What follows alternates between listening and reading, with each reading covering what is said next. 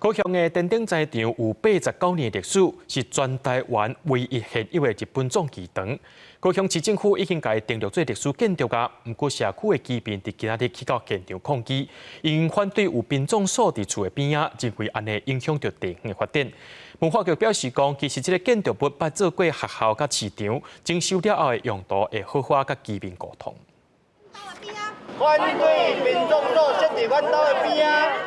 高山居民口报条发声，因讲的殡葬所就是这间电顶材场。这是日本时代办出山的礼堂，有89年历史。不过5当前市府登录做历史建筑，来抗议的居民真反对。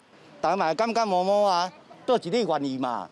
市府的时阵，包括历史学者是恁的心咧鉴定的时阵，恁是毋是有考虑到先着阮的心里面的心声呢？民众质疑，即马建筑旧伤佮破烂，4颗位仔定定有人等粪扫，所以希望拆除。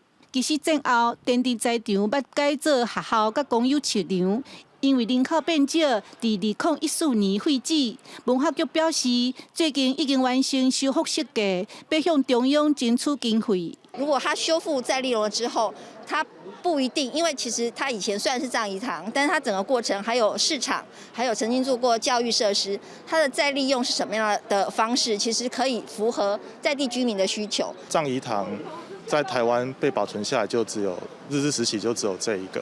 那高雄本来有这个机会可以去做一个先驱哦，去保存这样一个以前的这种礼堂式的建筑物。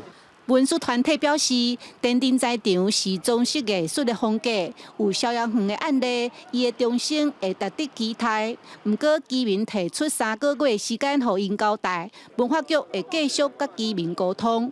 记者陈嘉文、赖伟哲高雄报道。